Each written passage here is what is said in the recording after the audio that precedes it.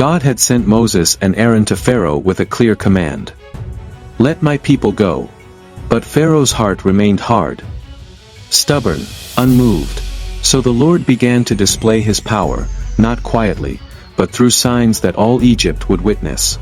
The first plague, water turned to blood. Aaron raised his staff, and struck the waters of the Nile. Immediately, the river turned to blood. The fish in the river died, and a terrible smell filled the land. People searched desperately for water, but there was none to drink. Yet even after this, Pharaoh refused to listen. The second plague, frogs. Then came a plague of frogs. They poured out of the Nile, covering the land, invading homes, filling bedrooms, creeping into every corner of Egypt. Still, Pharaoh's heart did not change. The third plague, gnats. At God's command, Aaron stretched out his staff and struck the dust of the earth. The dust rose into the air and became gnats.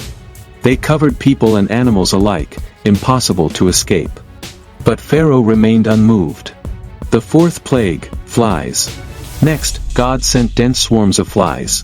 They invaded the houses of Egypt, dark clouds of insects, buzzing everywhere. Yet Pharaoh would not surrender. The fifth plague, livestock pestilence. Then a deadly pestilence struck. All the livestock that belonged to the Egyptians died. Fields grew silent, and wealth vanished overnight. Still, Pharaoh hardened his heart. The sixth plague, boils. Soon after, festering boils broke out on humans and animals.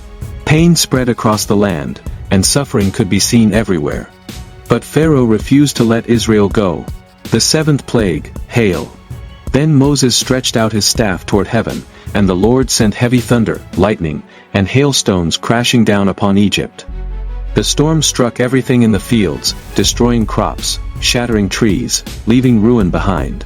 Yet Pharaoh's pride stood firm. The eighth plague, locusts. A dense swarm of locusts swept across the land. They devoured every green thing that remained, until nothing was left. Still, Pharaoh would not listen. The ninth plague, darkness. Then a deep darkness fell over Egypt. For 3 days, no one could see. No one moved. It was a darkness that could be felt. Yet even this did not soften Pharaoh's heart. Moses and Aaron had worked all these wonders in Pharaoh's presence. But he remained stubborn, and would not let the people of Israel leave his country. The 10th plague, death of the firstborn. Then came the most devastating plague of all. Every firstborn in the land of Egypt died. A cry rose through the night, echoing from every home. Egypt would never be the same again. This was not just judgment. It was a call to recognize the power of the living God. But Pharaoh had waited too long. And the moment of deliverance for Israel was now at hand.